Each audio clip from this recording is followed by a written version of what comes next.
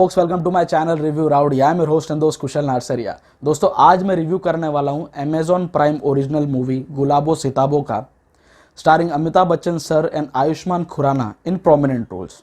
इनके अलावा सपोर्टिंग किरदारों में हैं विजय राज, ब्रिजेंद्र काला, सृष्टि श्रीवास्तव एंड फारूक जफर जी। दोस्तों, ये टेक्निकली मूवी बनी तो थी मल्टीप्लेक्सेस में रिलीज करने के लिए, बट अनफॉर्चुनेटली लॉकडाउन वगैरह के चक्कर में मेकर्स ने डिसीजन लिया कि इसे हमें अमेजॉन प्राइम को बेच देना चाहिए। और दोस्तों, कल रात को मिडनाइट में ये मूवी रिलीज़ हुई और जब से ये मूवी रिलीज़ हुई है मैं ऑनलाइन इसके बारे में काफ़ी पोलराइजिंग रिव्यूज़ देख रहा हूँ। जिनको ये मूवी पसंद आई वो they are going gaga over it, बहुत तारीफ कर रहे हैं, बहुत सारे बोलते ना अपने they are showering their words of praises for the content of this film. वहीं दूसरी ओर जिनको ये फिल्म नहीं पसंद आई वो लोग बहुत ही गंदी तरह से डिटेस्ट कर रहे हैं। पता नहीं मेकर्स को क्या क्या गंदी गंदी गालियां भी दे रहे हैं। ट्विटर पे भी कई सारी चीज़ें पढ़ी मैंने। सो काफ़ी पोलराइजिंग व्यूज़ लगे मुझे before I decided to watch this movie. और frankly speaking on a personal note, जब मैंने इस फिल्म का ट्रेलर भी देखा था तो मुझे ट्रेलर में इतना कुछ खास दम लगा नहीं। बट मैंने फिर वही सोचा, इसके नेगेटिव रिव्यूज़ को मैंने मल्टीपल टाइम्स पढ़ा, लोगों को क्यों पसंद नहीं आ रही आखिर ये। क्योंकि मेरे दिमाग में यही बात थी कि इस फिल्म को लिखा है जूही चतुर्वेदी ने, जो इससे पहले पीकू जैसी मूवीज़ लिख चुकी है, विक्की डोनर लिख चुकी है, मद्रास कैफे के डायलॉग्स लिख चुकी है, अक्टूबर जैसी मूवीज़ लिख चुकी हैं वो। तो उन्होंने मूवी लिखी है। इस फिल्म के डायरेक्टर हैं Shoojit Sircar, who is one of the बोलते हैं ना highly potent directors of our country. He is a visionary director. इस फिल्म में काम कर रहे हैं सदी के महानायक अमिताभ बच्चन साहब, और उनके ऑपोजिट है हमारी जनरेशन का सबसे पोटेंट एक्टर आयुष्मान खुराना। और इसकी रेस्ट ऑफ द एंसेंबल में देखूं तो उसमें विजय राज है, ब्रिजेंद्र काला है। तो बॉस, मैं भी ये सोच में पड़ गया कि इतने सारे highly talented, highly potent actors, film makers साथ में आकर goof up कैसे कर सकते हैं। And my instinct was very much like, बहुत सही सोच थी मेरी, because I have like this movie a lot. जो इसके बारे में डिटेस्ट कर रहे हैं, जो कर रहे हैं, ये वही लोग हैं because they are not able to understand how a film is made. आप देखेंगे जिन लोगों ने इस फिल्म को डिटेस्ट किया है, आप उन्हीं लोगों का पीको पर रिव्यू देखिए, उन्हीं लोगों का अक्टूबर पर रिव्यू देखिए, उन्हीं लोगों का जिंदगी ना मिलेगी दोबारा पर रिव्यू देखिए। काफी सारी सिमिलैरिटीज आपको मिल जाएंगी। ये एक स्लाइस ऑफ लाइफ ड्रामा है जहां पर एक्टर्स प्रोएक्टिव मोड में नहीं बल्कि रिएक्टिव मोड में होते हैं। कहानी को अपनी खुद की पेस दी जाती है बिल्डअप होने के लिए। एक्टर्स के सामने सर्कमस्टेंसेस आते हैं and how they deal with it is the overall plot. That is the narrative. So अगर आपको भी पीकू पसंद नहीं आई, जिंदगी ना मिलेगी दोबारा आपको बोर लगी, बोले यार क्या चल रहा है, कुछ नहीं चल रहा है, तो ये फिल्म भी आपको पसंद नहीं आएगी। But yes, if you have like those movies and mind you, this movie is way better than Piku also. Piku भी कई जगह पे मुझे स्लो लगा कि जबरदस्ती स्ट्रेच किया जा रहा है, बट येस, इस मूवी में मुझे ऐसा कुछ भी नहीं लगा। Right from the first shot, right from the first frame, I was absorbed into the narrative. ये सुजीत सरकार सर की मास्टरी है कि पहले सीन से ही इन्होंने अपने सारे कैरेक्टर्स को एस्टैब्लिश कर दिया, उनकी ओवरऑल सेटिंग को इतना रियलिस्टिक, इतना रस्टिक वे में दिखाया है कि आप तुरंत इनके हो जाएंगे। काफ़ी ज़्यादा रिलेटेबल कैरेक्टर्स लगते हैं इस फिल्म में, काफ़ी ज़्यादा रियलिस्टिक नोट, काफ़ी रियल लोकेशंस पर मूवी शूट की गई है। इसीलिए शायद लोग नहीं देख पा रहे हैं, बिकॉज जब दो बड़े एक्टर्स आते हैं इसमें ना तो आपको भैया कोई नाच गाना मिलेगा, ना धड़ाम डुड़ुम शूटू, जो आजकल जो भी ऑनलाइन आजकल लोगों के दिमाग में बैठ गया है। वेब सीरीज़ है, ओरिजिनल मूवी है, मतलब इसमें सेक्स सीन होगा, इसमें लड़ाई मारझाड़ होगा और क्राइम बेस्ड होगी।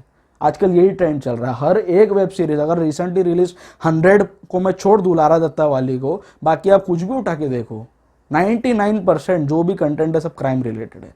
तो जो उस चीज़ के आदी हो गए हैं उसको ये सिंपल और लविंग मूवी और एक बोलते हैं ना एक स्लाइस ऑफ लाइफ ड्रामा पसंद नहीं आएगा। बट ऑब्वियस है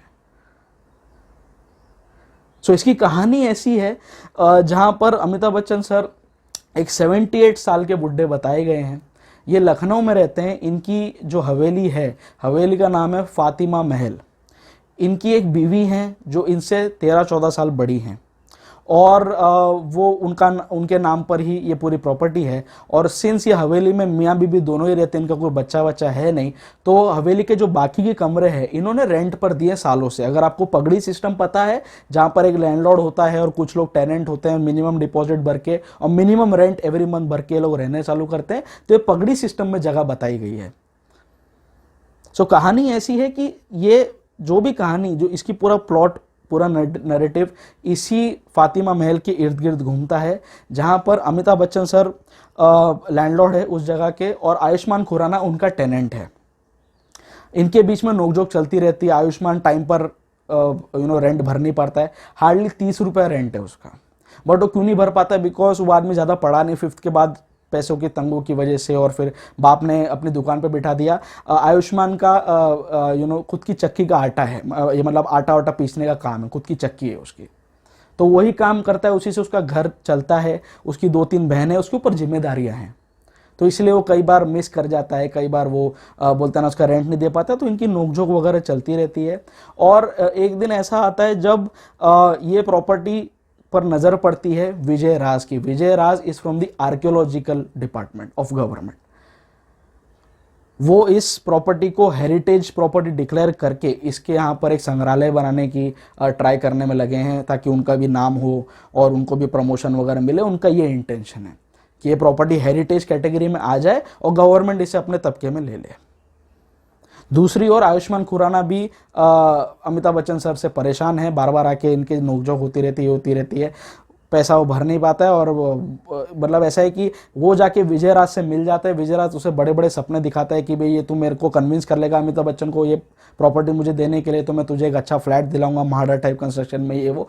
तो ये सारी चीज़ें इसमें चलती रहती है। सो अमिताभ बच्चन सर के पास अब ऐसी सिचुएशन है जहाँ पर उनको विजय राज से भी बचानी है अपनी प्रॉपर्टी, साथ ही साथ आयुष्मान खुराना के प्रोटेस्ट को भी उनको हैंडल करना है, क्योंकि आयुष्मान खुराना के साथ बाकी के टेनेंट्स भी आ रहे हैं। तो ये सिचुएशन में चीज़ें दिखाई हैं, और फिर अपने बचाव के लिए, अपनी प्रॉपर्टी को बचाने के लिए अमिताभ बच्चन सर सहारा लेते हैं लॉयर ब्रिजेंद्र कालागा। सो क्या बच्चन साहब अपनी प्रॉपर्टी इन सारे लोगों से बचा पाएंगे? क्या आयुष्मान खुराना उस प्रॉपर्टी पर अपना कब्जा जमा पाएगा?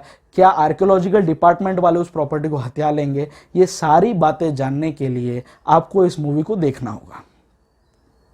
So here is what I liked about this movie.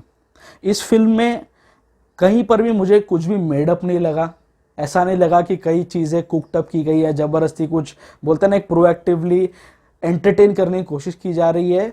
इस फिल्म की काफ़ी सारी सिमिलैरिटीज़ मुझे गली गली चोर है नाम की एक फिल्म आई थी, जो ज़्यादा अनफॉर्चुनेटली चली नहीं। उसमें अक्षय खन्ना लीड रोल में थे। तो कैसे मतलब वो गवर्नमेंट की ब्यूरोक्रेसी में फंस जाते हैं, और किस तरह से वो अपने घर को, मकान को बचाते हैं, और एक वो पंखे को बचाते हैं। तो उसमें वो भी एक बोलते हैं ना, एक कॉमिक नोट पे वो फिल्म बनी थी, और ये भी काफ़ी ज़्यादा कॉमिकल नोट पर बनी है।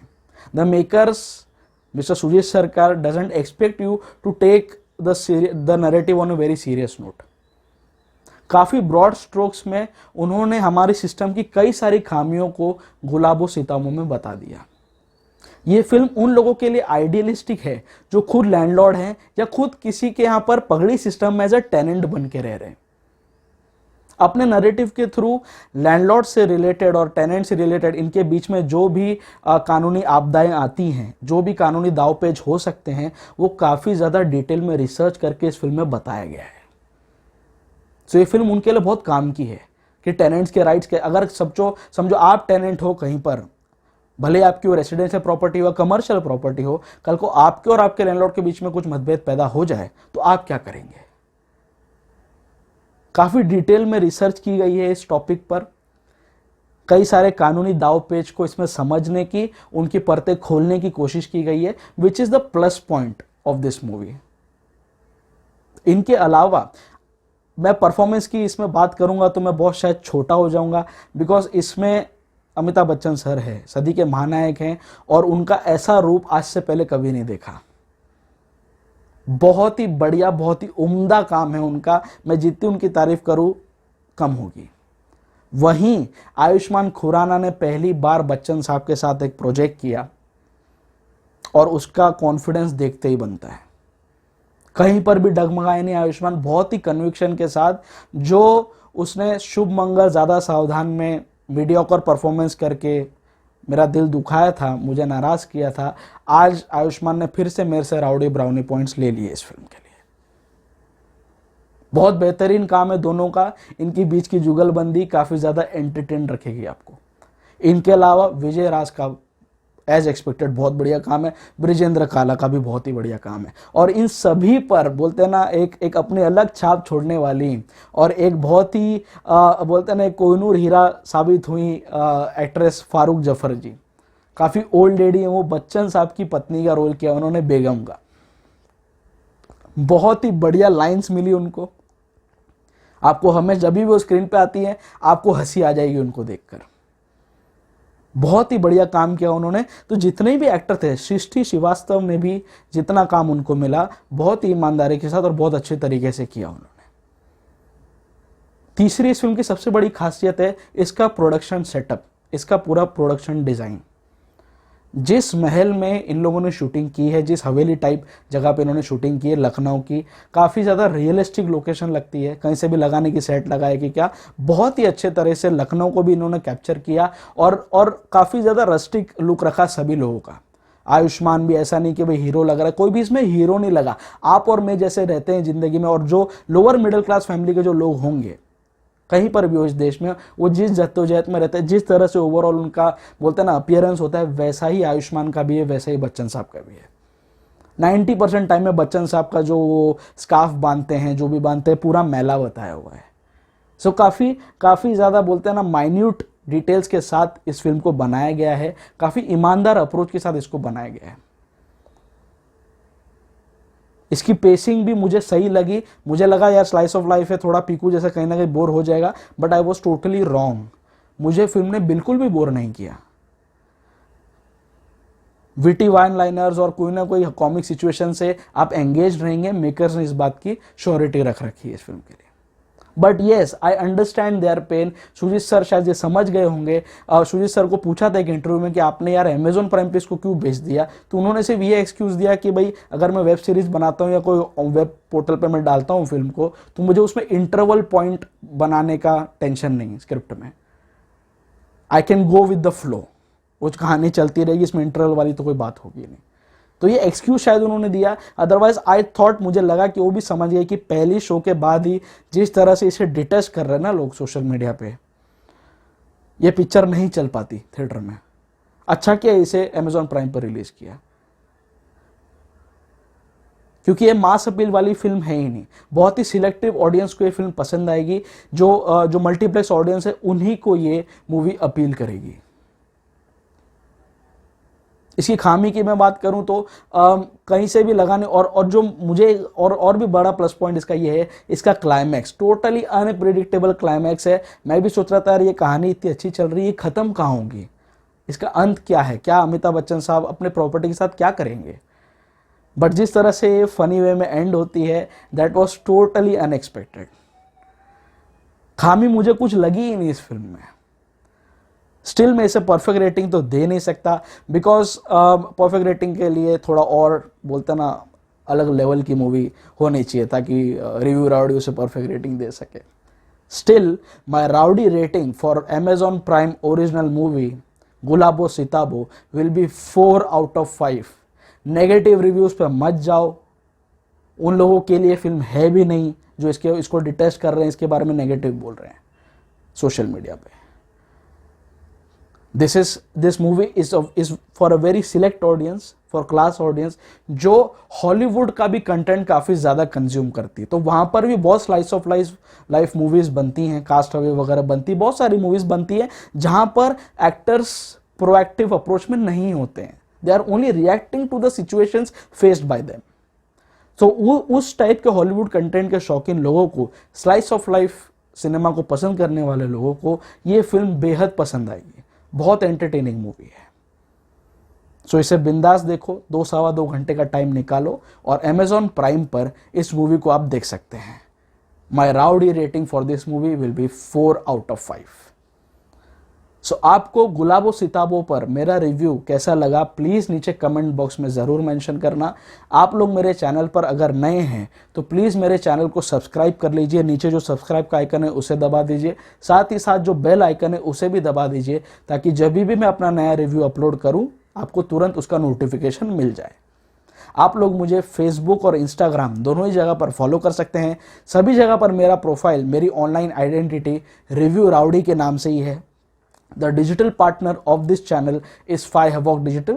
Go digital with Phi Havoc Digital. The co-branding partner of the channel is Chai Pakoda Productions. Do subscribe to the channel for watching original and engaging web series and short films. बहुत जल्दी मैं आपसे फिर से रूबरू होऊंगा किसी ना किसी मूवी, ओरिजिनल मूवी या किसी वेब सीरीज का रिव्यू के साथ at the same place on the same channel. So stay tuned, stay फिल्मी एंड स्टे राउडी।